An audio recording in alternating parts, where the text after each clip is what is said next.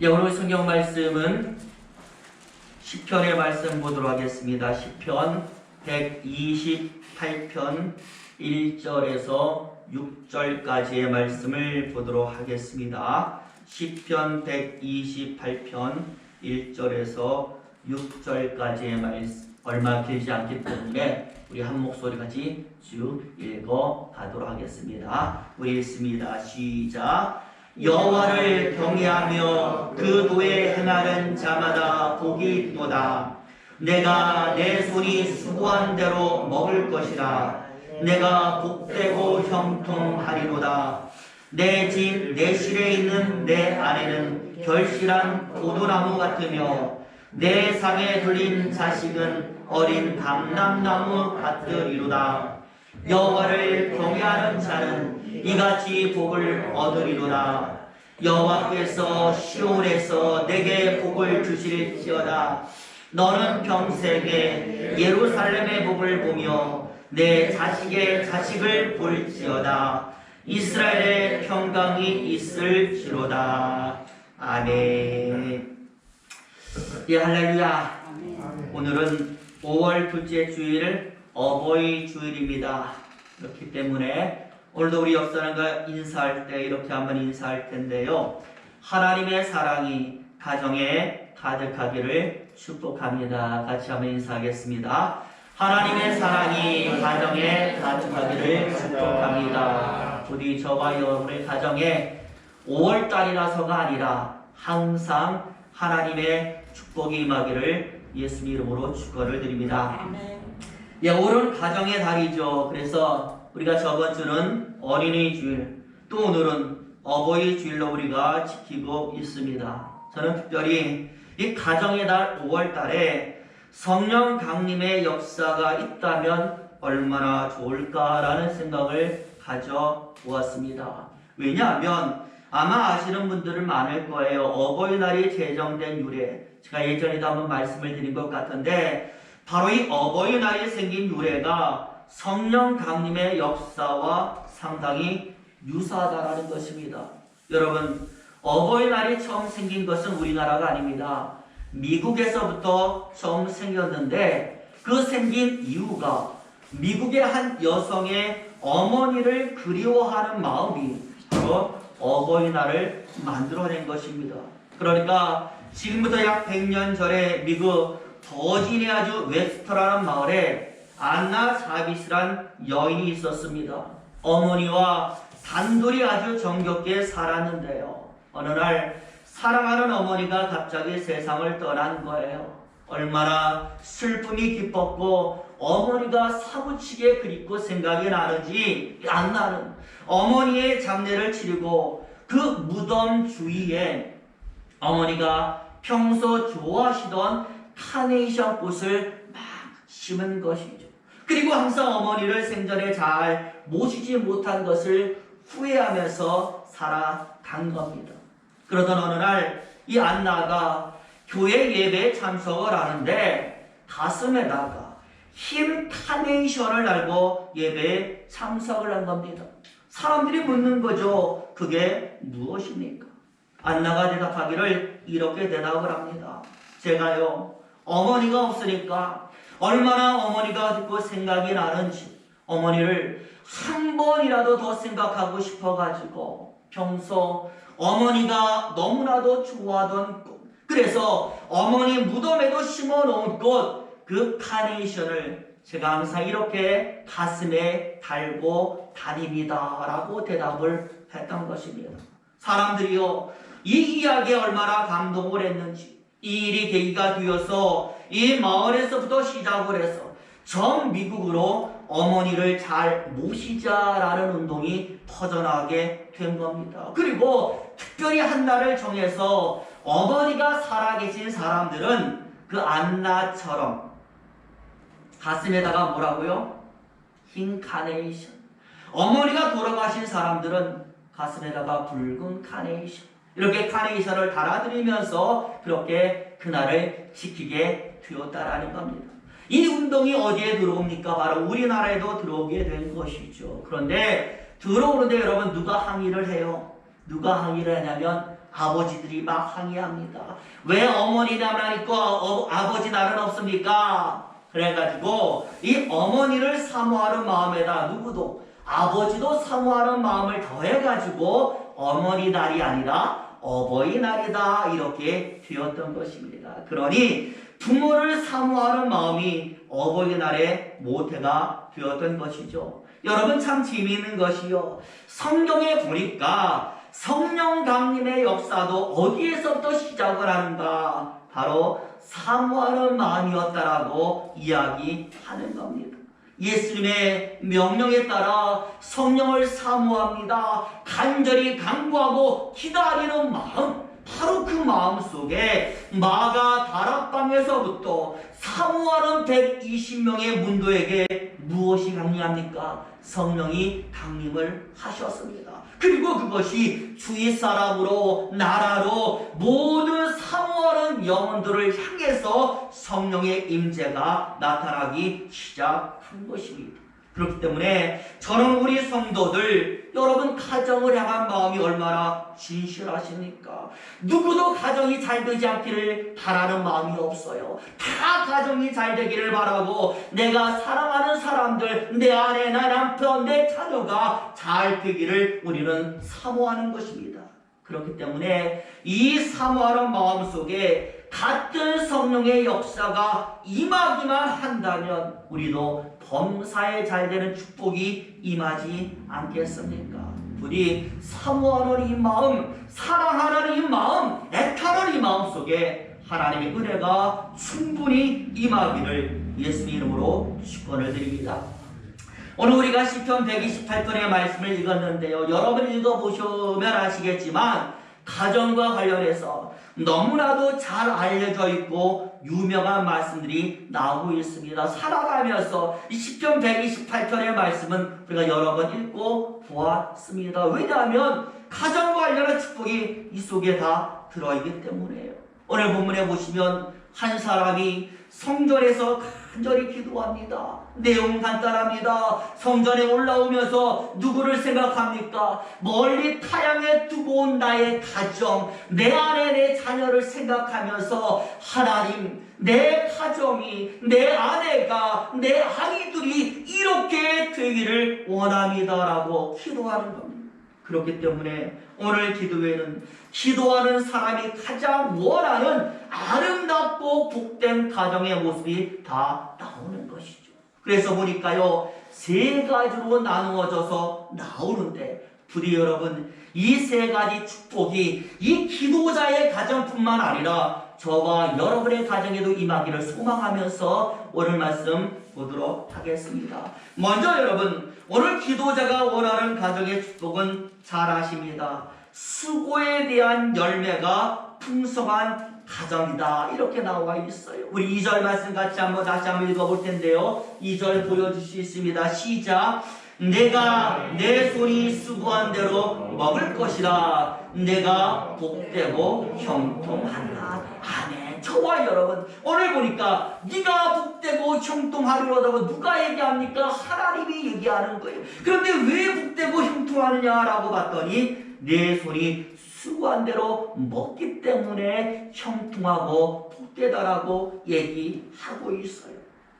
요새 여러분 직장인들이 가장 많이 하는 말이 무엇인가 조사해 봤더니요, 매년 월급은 오르는 것 같아요. 그리고 그 오른 월급이 꼬박꼬박 통장에 입금은 돼요. 그런데 참 이상하게 쓰려고 하면 쓸 돈이 없더라.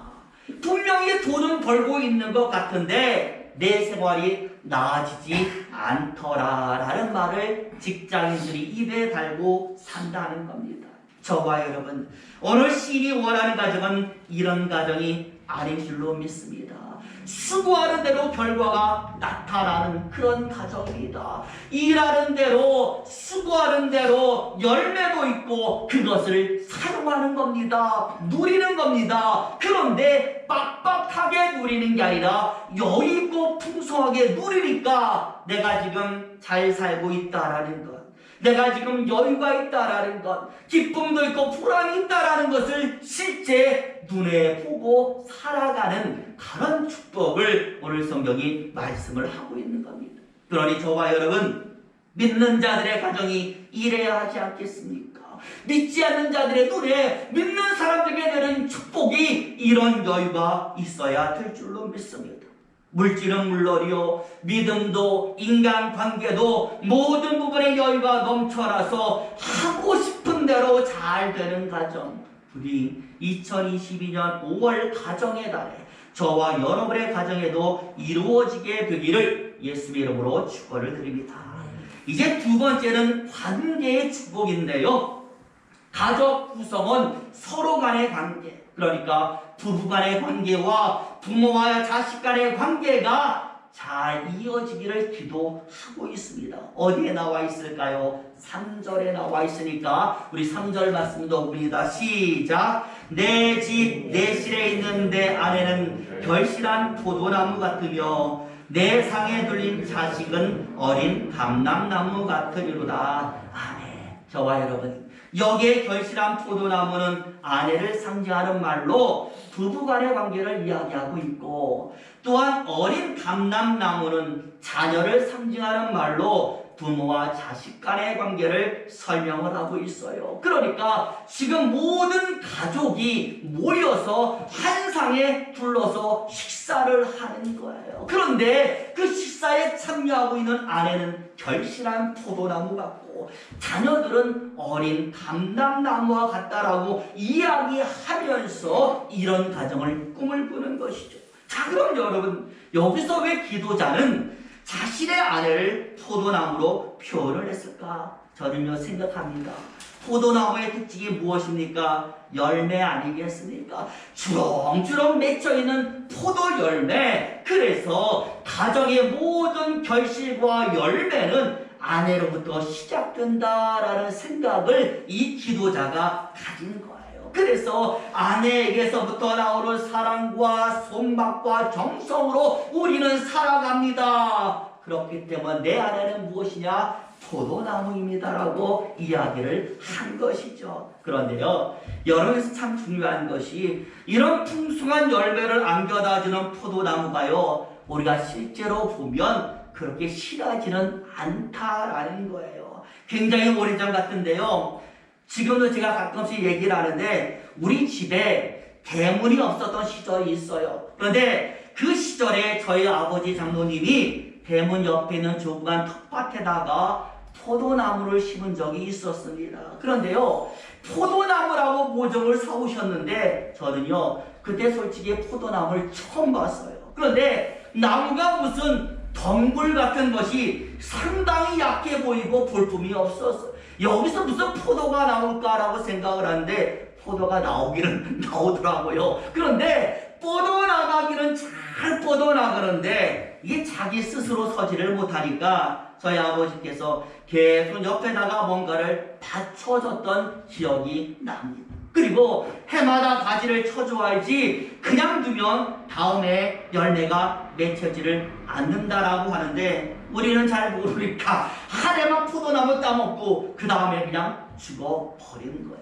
저와 여러분, 오늘 기도자가 본 아내가 바로 이런 의미가 되는 겁니다.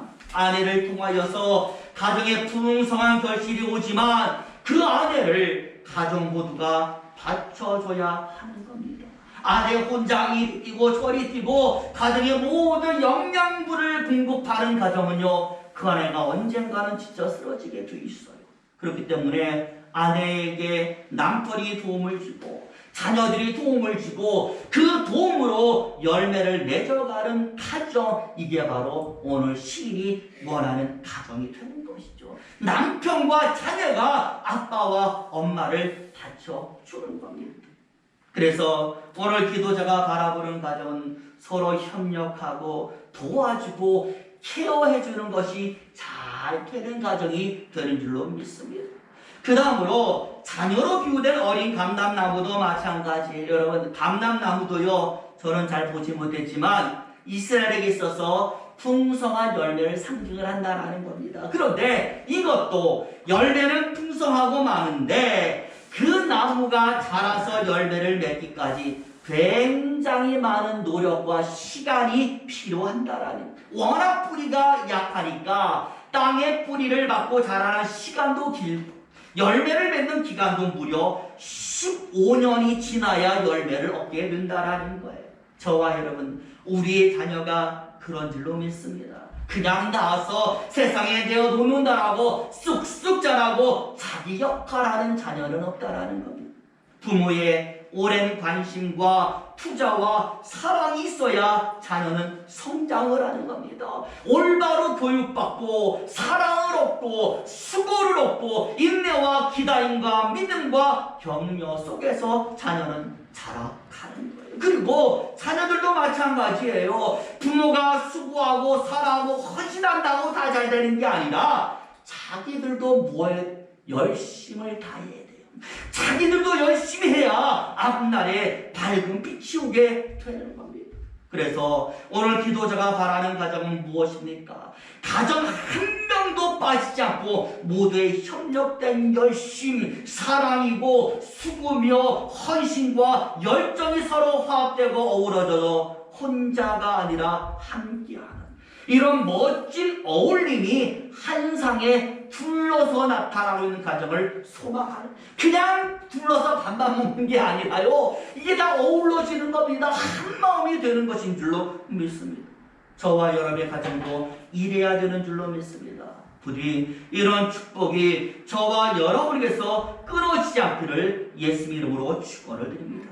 이제 마지막 세 번째 기도자가 바라는 가정의 모습은 축복의 계승인데, 우리 5절과 6절 말씀 같이 또 있습니다. 시작. 여호와께서 시온에서 내게 복을 주실지어다. 너는 평생에 예루살렘의 복을 보며 내 자식의 자식을 볼지어다. 이스라엘에게 평강이 있을지로다. 아멘. 6절 앞부분에 있죠. 내 자식의 자식을 볼지어다. 부모만 평안한 게 아닙니다. 자식도 평안합니다. 그럼 그 자식의 자식도 평안합니다.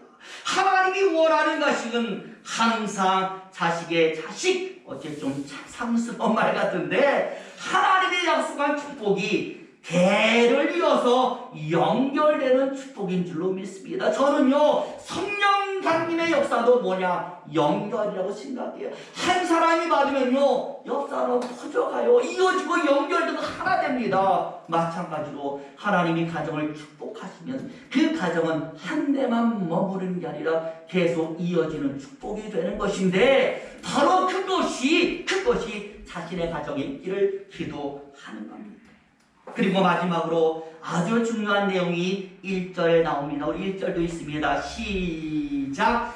여호와를 경외하며 그 도에 행하는 자마다 복이 있도다. 아멘. 결론이죠. 어떤 사람이 이 같은 가정이 되느냐라고 할 때, 가정의 모든 구성원이 하나님을 경외하는 가정, 가정의 모든 구성원이 하나님의 말씀을 따르는 가정, 그래서 여호와를 경외하는. 어떤 사람이 묻더라고요. 목사님, 여호와를 경외하라고 성경에서 말하는데요, 경외가 무엇입니까? 저와 여러분, 경외라는 말은 그 뜻이 하나님을 인정한다라는 말과 동일해요. 사전을 제가 찾아보니까 비슷한 말로 존경과 신뢰라는 단어가 나오더라고요. 그래서 어떤 목사님은요, 이런 말을 했어요. 여호와를 경외하는 것은 하나님을 집안에서 가장 큰 어른으로 모시고 사는 것과 같습니다. 하나님을 제일 존경할 만한 분으로 생각하는 것이고 제일 믿을 만한 분으로 여기고 사는 거예요. 쉽게 말하면요, 여러분 만약에 문제가 있거나 고민이 되면, 그리고 갈등이 생기면 여러분 누구를 찾아가십니까? 많은 사람들이요, 그 문제를 해결해 줄 상담사를 찾아가거나 또는 목사님 찾아가서 상담하고 기도를 받아요. 가장 존경받고 신뢰할 만한 바로 그 사람을 찾아가서 그렇게 상담을 하는 겁니다. 오늘 시리 말하는 하나님을 경외한다라는 말은 바로 이때 다른 누구가 아니에요. 하나님을 먼저 찾아가는 것인 줄로 믿습니다. 다 가보고 안 되고 안 되니까 그때서야 하나님과 사람이 찾는 게 아니라 먼저 하나님 찾아갔어. 먼저 하나님 음성 듣고 먼저 가서 아뢰고 먼저 가서 물어보고, 이게 바로 하나님 인정하는 거예요. 믿는다고 하면서 맨 마지막에 하나님 찾아가면 이게 믿는 것이겠습니까? 이건 하나님을 무시하는. 예전에요, 가정의 날을 맞이해서 서울시에서 가족이란 무엇입니까? 라는 말로 설문조사를 한 적이 있어요. 그때에 가장 많은 응답이 이렇게 나왔어요. 가족은 서로 사랑하는 사람들의 모임입니다. 저와 여러분, 제가 묻습니다. 여러분들은 가족이 무엇이라고 생각을 하십니까? 힌트를 좀 드리자면요, 가족이라는 말의 영어 단어가 뭔지 아십니까? 패밀리거든요. 화면 좀 한번 보여주세요. 이 패밀리가 가족인데, 여러분, 이 어원이 뭐냐라고 할 때 Father and Mother I love you, 이게 패밀리라는 말의 어원이에요. 무슨 말이냐면 아버지, 어머니, 나는 당신을 사랑합니다 라는 Father and Mother I love you, 이 말의 첫 단어만을 다 뽑은 거예요. Father의 F, And의 A, Mother의 M, I의 I, Love의 L, U의 Y, 이게 합쳐져서 패밀리, 가족이란 단어가 된 것입니다. 사랑 그 자체가 무엇입니까? 가족인 줄 믿습니다. 사랑을 통하여 하나님 우리에게 가족을 만들어 주신 거예요. 사랑의 결실, 사랑의 열매, 바로 그 중심이 하나님이 되어서 사랑이 베풀어지고 사랑을 나누고 사랑을 누릴 때 바로 그 가정은 오늘 시편의 가정이 되는 줄로 믿습니다. 부디 저와 여러분, 가정의 달 5월에 우리 교회, 우리 가정, 우리 모두가 하나님 중심의 가정을 만들어서 수고의 결실이 있고 관계의 어울림이 있고 축복의 계승이 있는 가정 되시기를 예수 이름으로 축원을 드립니다. 기도하겠습니다.